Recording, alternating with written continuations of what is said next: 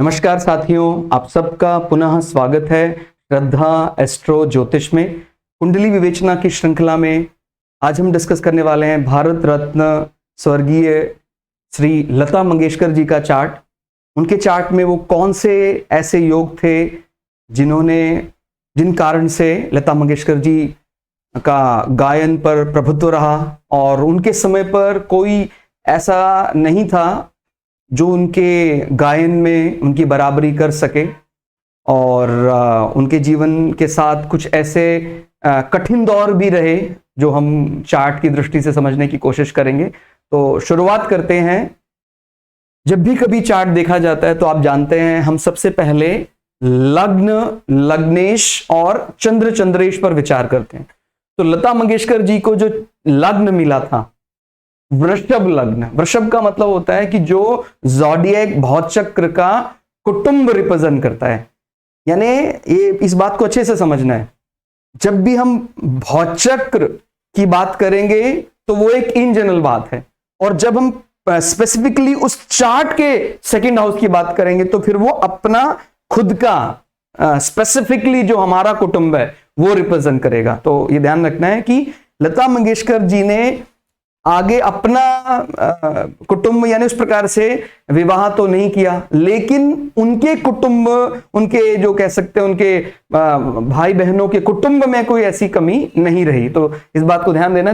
2 number, क्योंकि ये उम्र में सबसे बड़े थे लता मंगेशकर जी, तो पिताजी का कम उम्र में ही देहावसान जब हो गया था तो फिर लता मंगेशकर जी ने तय किया था कि नहीं, मैं ही बीड़ा उठाऊंगी, और मेरे जो छोटे भाई बहन हैं उन्हीं के बच्चे मेरा परिवार बन जाएंगे। तो इस बात को समझना है, जब भी हम एक इन जनरल बात करेंगे तो ज़ोडिएक से देखेंगे, और जब हम एक स्पेसिफिकली अपने लिए देखेंगे तो लग्न से दूसरे भाव पर विचार करेंगे। तो इस अंतर को अपने को ध्यान देना है।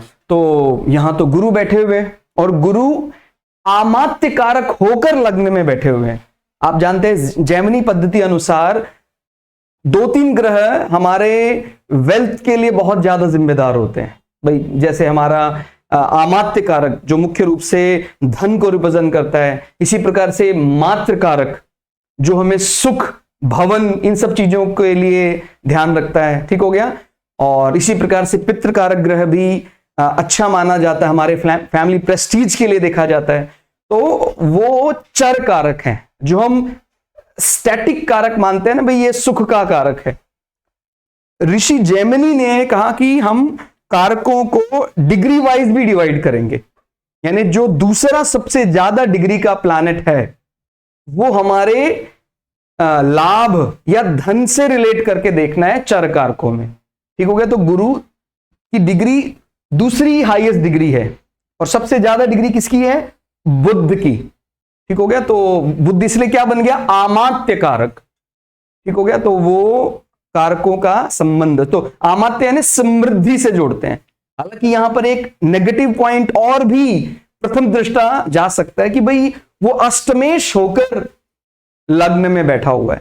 तो इनके पिताजी ने जिस प्रकार से भविष्यवाणी की थी, लता मंगेशकर जी के पिता भी ज्योतिष के बहुत अच्छे जानकार थे, मतलब थोड़े बहुत नहीं, बहुत बहुत ज्यादा एक्सपर्ट थे।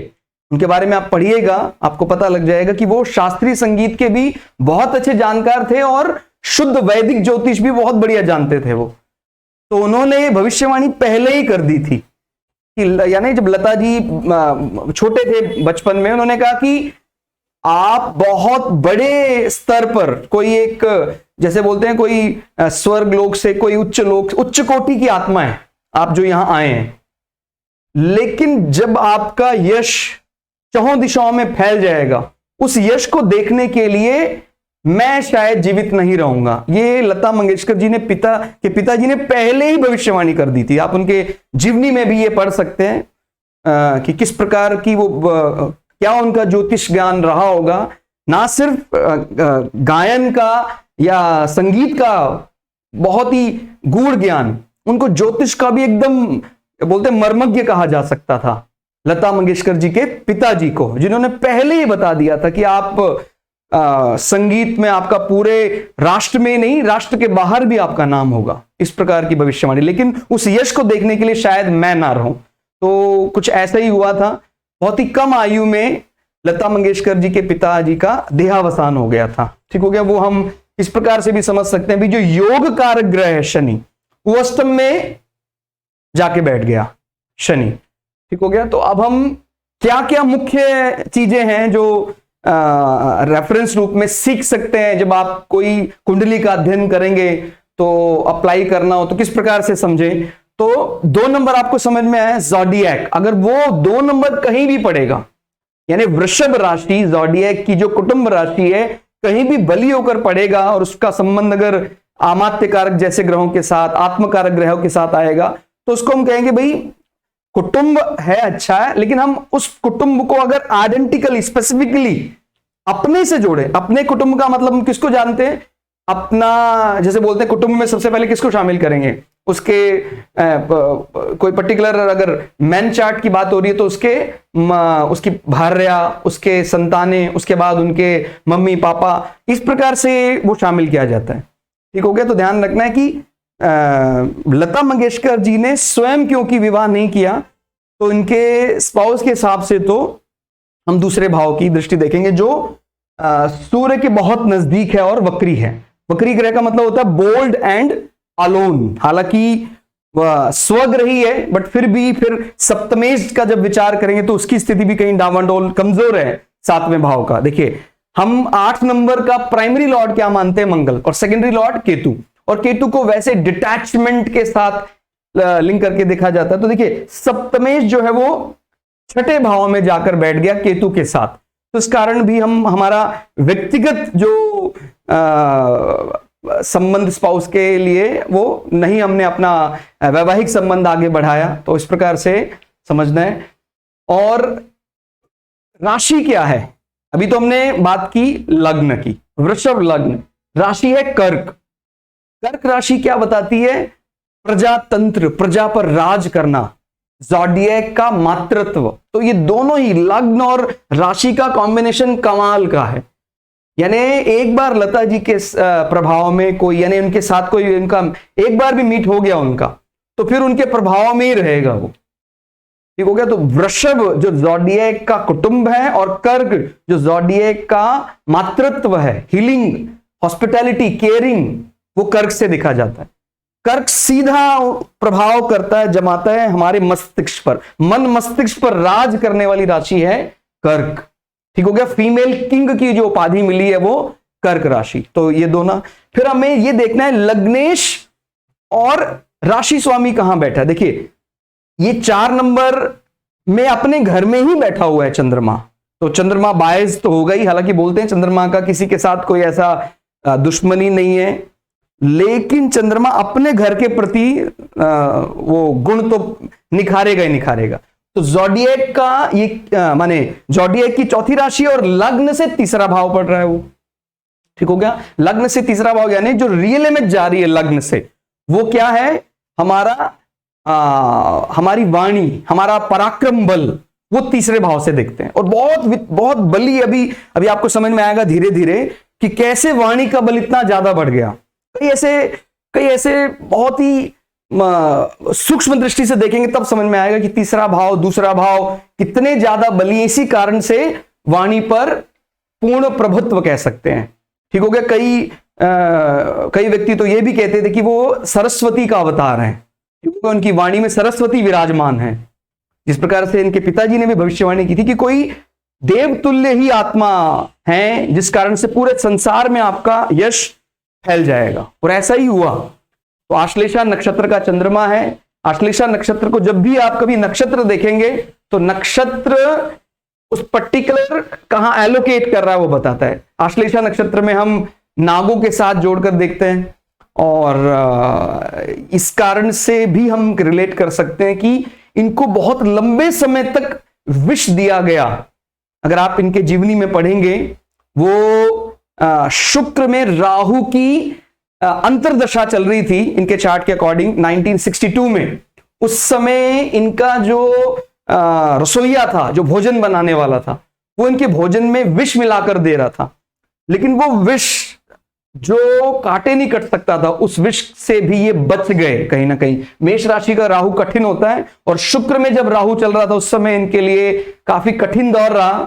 2-3 महीने ये एकदम बेड रेस्ट पर रहे थे, बट प्राण बच गए। ऐसा मेष राशि के राहु के बारे में मैंने आपको पहले भी बताया था, कई जगह ग्रंथों में ऐसा लिखा है, महादेव रक्षा करते हैं तो प्राण बचते हैं। ठीक हो गया। और लग्न में स्वयं गुरु बैठे हैं आमात्य कारक होकर, तो प्राण तो बचने ही थे। फिर भी हमें ये बात ध्यान देनी कि आश्लेषा नक्षत्र का जो वैनम प्रभाव कभी ऐसा होता है कि भाई आपके चंद्र राशि आश्लेषा नक्षत्र है, तो अगर कुछ ऐसा विषाक्त हो जाता है, शरीर में विष चला जाता है, तो काफी हद तक बचा लेता है आश्लेषा, क्योंकि नागों का नक्षत्र है, सर्प नक्षत्र है। कहा भी जाता है भी आश्लेषा नक्षत्र तो आप नागों की उपासना करें, वासुकी और कर्कोटक नाग, शेष नाग, इन सब नागों की उपासना करें, वो आपके लिए बहुत बढ़िया रहेगा। मन हमारा प्रसन्न रहेगा। हमारा चंद्र नक्षत्र अलग चीज बताता है और लग्न नक्षत्र अलग बात बताता है। जब भी हम कभी अपने मन को शांत रखना चाहते हैं तो फिर हम चंद्र नक्षत्र पर ज्यादा तवज्जो देते हैं और बोलते हैं भाई मन तो हमने तय किया हुआ है, हमारा image, society, social, real image पर कोई ज्यादा परवाह करता है, तो फिर लग्न नक्षत्र मृगशिरा उस अनुसार फिर डेटी और प्रयोग किए जा सकते हैं। ठीक हो गया। तो हमने क्या देखना है, लग्न लग्नेश और चंद्र चंद्रेश। कोई भी चार्ट आप जब देखेंगे तो शुरुआत इसी प्रकार से करनी है। लग्न देख लिया, लग्नेश कहां गया है, लग्नेश चला गया है चतुर्थ भाव में। जैसे मैंने बताया चतुर्थ भाव क्या होता है, प्रजातंत्र, और इनको राशि भी कर्क मिली हुई है। तो ये भी एक बहुत इन चीजों को भी धीरे धीरे आप मिलाना सीख जाएंगे, मिलान करना सीख जाएंगे। हो सकता है आप में से कई लोग पहले ही बात जानते हैं, बहुत एक्सपर्ट है आप में से कई लोग, बट फिर भी अगर आप नहीं कर रहे हैं तो इस चीज को भी समझें कि जो ज़ोडिएक का राशि अपने को मिला है, बहुत चक्र, चौथी राशि, लग्नेश भी चौथे भाव में आ गया है।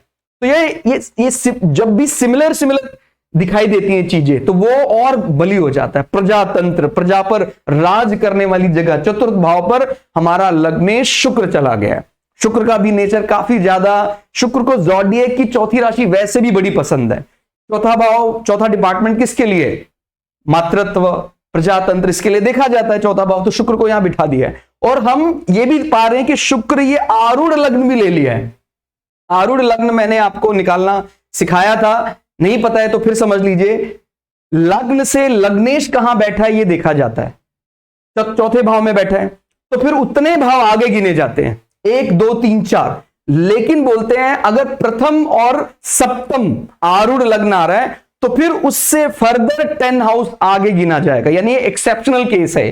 तो यहां से फर्दर 10 हाउस गिनेंगे तो क्या आ जाएगा, चतुर्थ भाव। तो चतुर्थ भाव जो आरूढ़ लग्न बन गया, ठीक हो गया। तो शुक्र लग्न में बैठा है और यहां से भी दूसरा और तीसरा भाव अगर आप देखें, दूसरा भाव क्या है, दूसरा भाव कन्या, कन्या राशि में बुध स्वग्रही आत्मकारक होकर बैठा हुआ है। और सूर्य इस चार्ट में क्या है, सूर्य मात्रकारक है। तो आत्मकारक और मात्रकारक का मिलन भी राजयोग बनाता है, कहां, दूसरे भाव में। और ये क्या है, हमारी वर्चुअल इमेज, फर्स्ट इंप्रेशन जो जाता है। कोई भी व्यक्ति जो हमें फर्स्ट टाइम सुनता है, देखता है, उसके मन में जो इमेज बन रही है, जो हमें पर्सनली नहीं जानता है, थोड़ा बहुत उसने कहीं सुना हुआ है। सेलिब्रिटीज के लिए खास करके आरूढ़ लग्न, पंचम भाव, इन सारे भावों का बड़ा महत्व होता है। तो आप देख रहे हैं ज़ोडिएक की 5वीं राशि और लग्न से पंचम भाव का बड़ा क्लोज संबंध है, बिकॉज पंचम भाव हमारा फैन फॉलोइंग होता है। तो जितने भी फैन फॉलोइंग देखे जाते हैं, कितने ज्यादा लोग अपने को मानने वाले हैं, राजनीतिज्ञ के लिए या किसी सेलिब्रिटीज के लिए 5वीं राशि और 5वें भाव का बड़ा महत्व होता है। तो मैंने बोला जैसे यहां स्वयं आत्मकारक, मात्रकारक के साथ बैठा हुआ है, और हर दृष्टि से आप इसको देखें, आप इसको चंद्र कुंडली से देखें, लग्न कुंडली से देखें, आरूढ़ लग्न से देखें, ये शुभ ही बना हुआ है। ठीक हो गया। लग्न से माने आरूढ़ लग्न से दूसरे भाव में देख रहे हैं, तो यहां पर भी आत्मकारक, अमात्यकारक दूसरे भाव जो हमारा आध्यात्मिक वाणी है, वहां राजयोग बना रहे हैं। ठीक हो गया। आप इसको हमारा जो मुख्य लग्न है, D1 चार्ट जिसको बोलते हैं, वहां से गिनेंगे तो ये पंचम भाव जो हमारा फैन फॉलोइंग है, वहां पर देख रहे हैं चौथे और 5वें भाव का मिलन होकर भी राजयोग बन गया। ठीक हो गया। जब stamp double double triple triple लगने लग जाती है, बोलते हैं ना जब कोई स्पेशल आर्मी सोल्जर है उसके स्टार बढ़ने लग जाते हैं, उसको कई मेडल मिलने लग जाते हैं, तो उसका रैंक बढ़ना शुरू हो जाता है। ऐसे ही आप भी कभी कोई चार्ट देख रहे हैं, आपको वही चीज जो आपने मुख्य लग्न चार्ट में देखी वो आपको नवमांशा में दिखाई दे रही है, वैसे ही बड़े बड़े राजयोग, और फिर वैसे ही आरूढ़ लग्न में दिखाई दे रहे हैं, वैसे ही चंद्र कुंडली से दिखाई दे रहे हैं, तो फिर तो उसमें कई स्टैंप लग गए हैं और ये बहुत उच्च दर्जे का चार्ट बन गया है। कल हमने एक शॉर्ट वीडियो भी रिकॉर्ड किया था, वहां पर भी मैं आपको एक बात बताना चाह रहा था, हालांकि शॉर्ट वीडियो में लिमिटेशन रहती है, ज्यादा लंबा रिकॉर्ड नहीं कर सकते हैं। वहां पर भी यही बात मैं बताना चाह रहा था कि आप कोई भी चार्ट देखते हैं, भाई आपने देखा आपको लग्न अच्छा बली दिखाई दिया, नवमांशा में देखा आपने नवमांशा के लग्न में कई ग्रहों का प्रभाव दिखाई दे रहा है, ठीक हो गया, और उसी प्रकार का सिमिलरिटी आपको चंद्र कुंडली में दिखाई दे रहा है, तो फिर आप इस बात को एकदम श्योरिटी से बता सकते हैं। कुछ चीजें ऐसी होती है जहां पर हम ज्यादा श्योर नहीं हो सकते, ज्यादा विश्वास के साथ नहीं कह सकते, बट जब हमें लग्न चार्ट, हमारा आरूढ़ लग्न, हमारा चंद्र कुंडली, हमारा नवमांश, जो ये मुख्य चार्ट जो मैंने बताए हैं, अगर ये एक ही दिशा में इशारा कर रहे हैं तो फिर निश्चित रूप से ये कोई बहुत बड़ा बल बता रहा है। तो मैंने जो भी बात बताई चंद्र कुंडली से भी आप देखो 1 2 3 मुख्य रूप से हम वाणी से ही ज्यादा जाने गए। अब ये अलग बात है, दूसरा भाव हमारा आध्यात्मिक वाणी होता है और तीसरा भाव हमारा सांसारिक वाणी होती है। तो पकड़ तो दोनों में ही रही। नॉर्मली गले को अगर देखना हो, गला देखा जाएगा तो हम दूसरे भाव से रिलेट करते हैं, ठीक हो गया।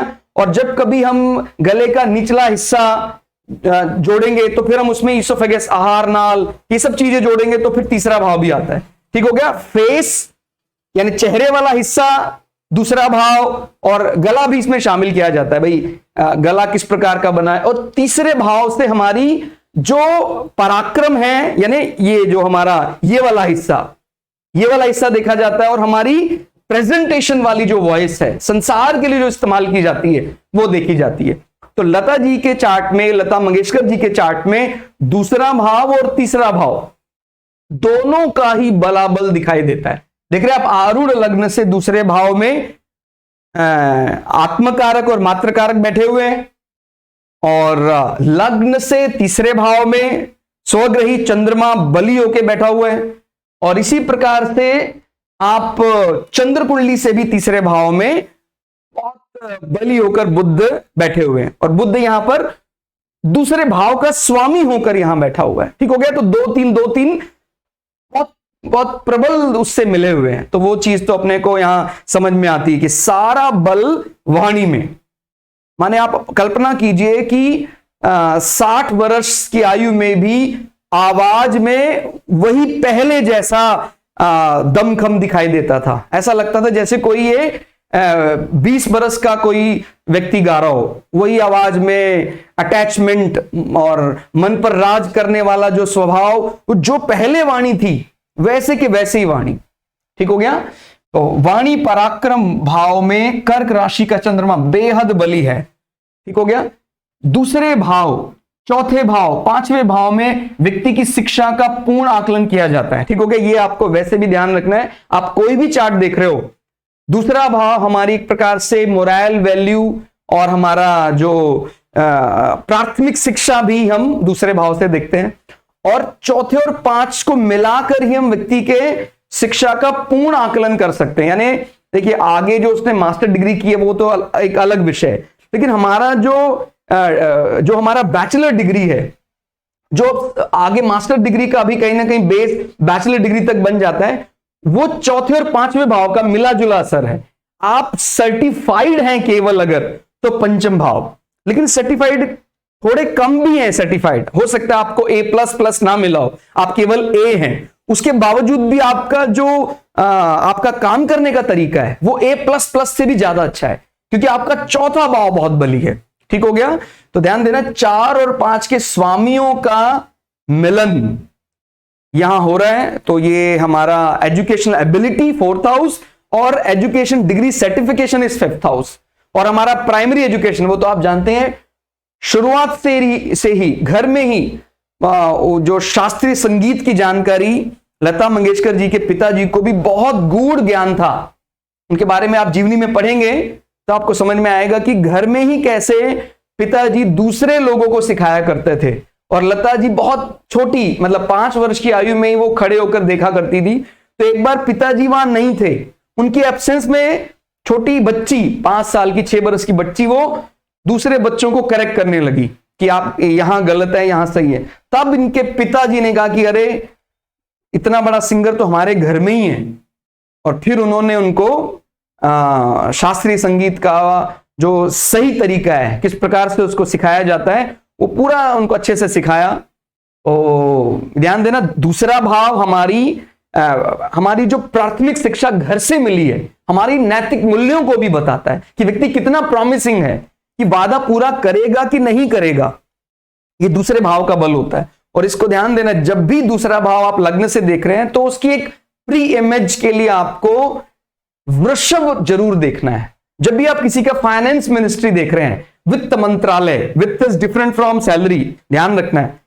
सैलरी एक अलग चीज है, कितना कोई कमाता है ये एक अलग विषय है, कितना कोई उस कमाई से उसने सेव कर लिया इतने वर्षों में। कई लोग, मैंने बहुत जब चार्ट देखता हूं तो बड़ा हैरानी होती है, कहता जी बहुत पैसा कमाया है, अथाह पैसा कमाया है। कहता जी अभी बैंक बैलेंस कितना है आपका? कहता जी बैंक बैलेंस निल, 0। और कई लोग कहता जी हमारा बहुत कम सैलरी रहा है लेकिन बैंक बैलेंस हमने बहुत अच्छे से मैनेज किया है।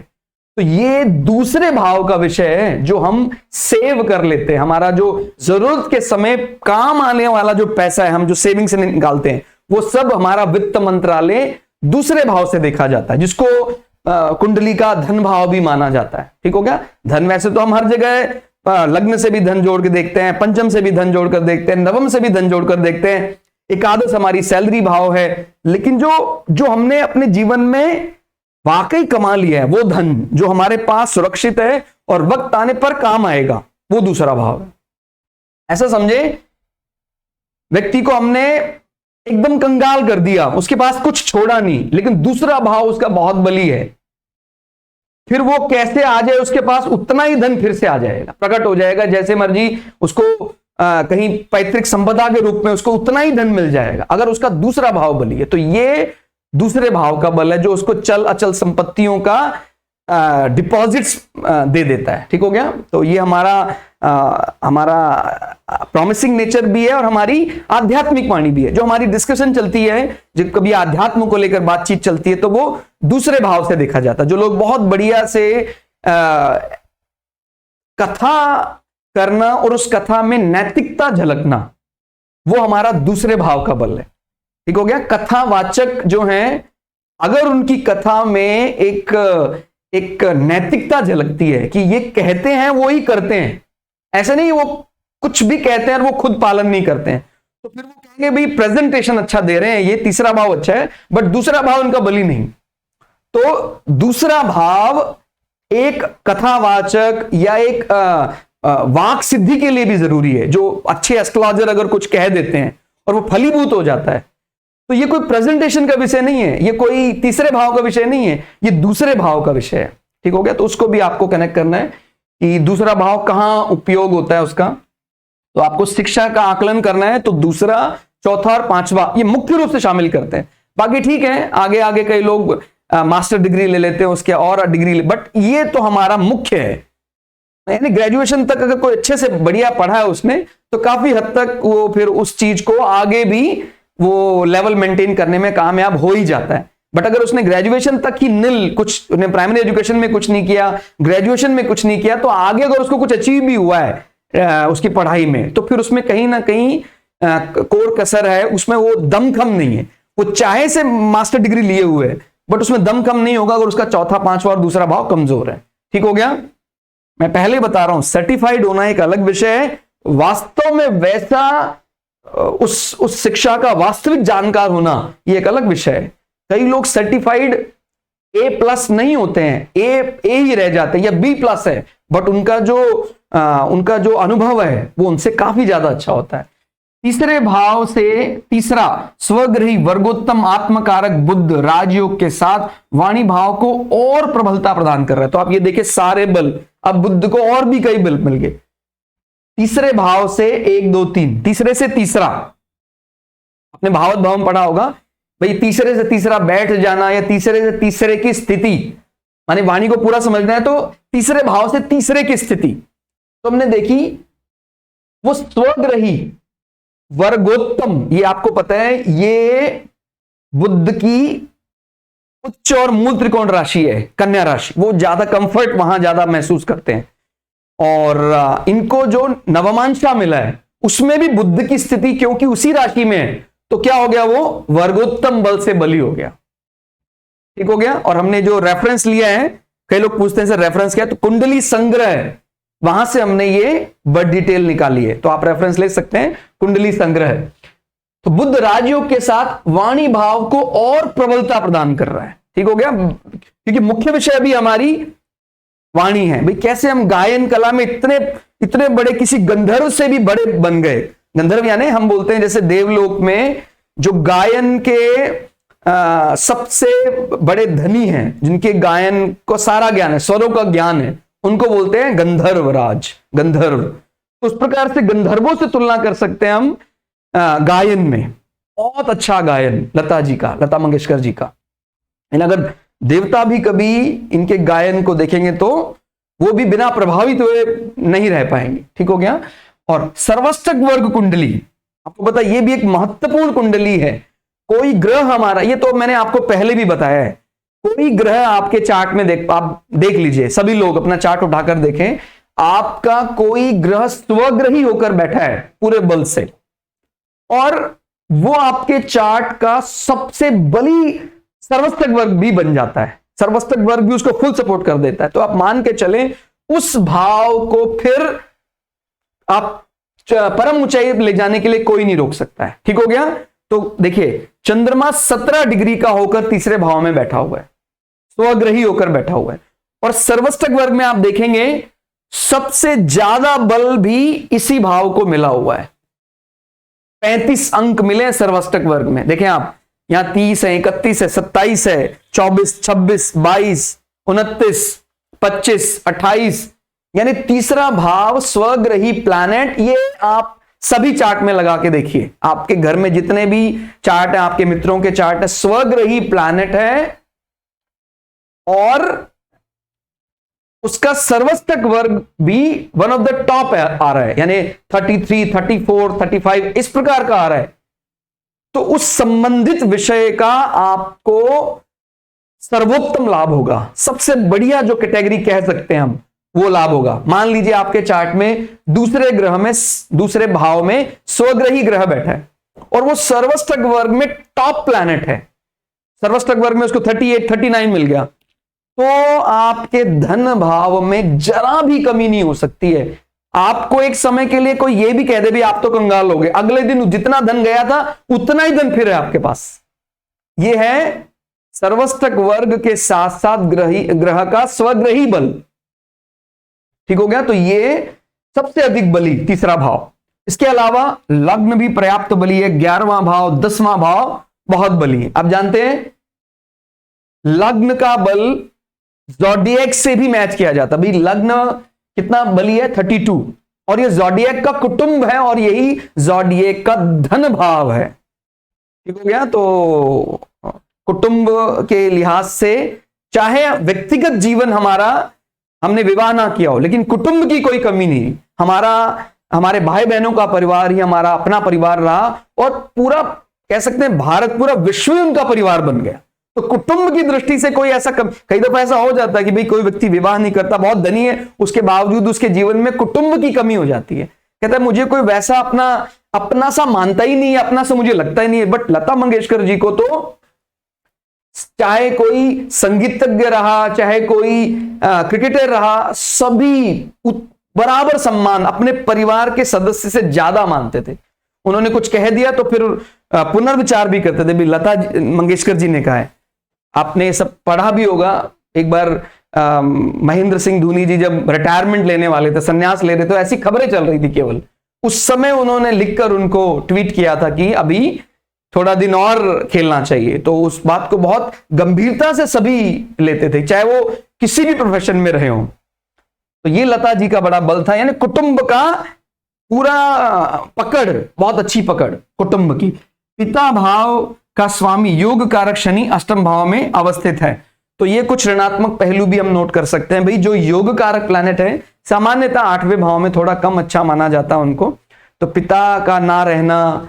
और अब इसका एक धनात्मक पहलू कहें कि भाई अष्टमेश जो हमारे कहीं ना कहीं जीवन में उन विषयों के जानकार हम देखते हैं जो पारलौकिक संबंध, उस प्रकार की चीजें, तो ये इसका स्वामी यानी ये गुरु की मूल त्रिकोण राशि है, वो लग्न में आके बैठ गए। ठीक हो गया। तो भाई निश्चित रूप से पिताजी जब इतने अच्छे ज्योतिष के अच्छे जानकार थे, तो लता जी हालांकि उन्होंने पूरा वो ज्ञान इस प्रकार से तो नहीं सीखा क्योंकि कम आयु में, बट पिता के उसमें था, तो थोड़ा थोड़ा तो आध्यात्म में रुचि और इस प्रकार के विषयों को जानना स्वाभाविक था।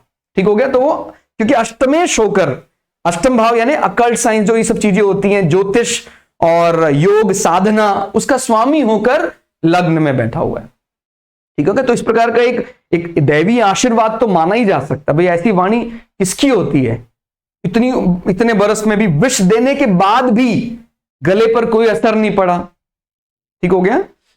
और शुक्र में राहु की अंतरदशा के समय लता जी को विष दिया गया था, पर लग्न में गुरु ने रक्षा की। तो जब आप वो अंतरदशा देखेंगे तो 1962 के समय पर लता जी को रसोइये ने विष दिया था। उस समय राहु की अंतरदशा चल रही थी और एक कठिन मानते हैं मेष राशि का राहु।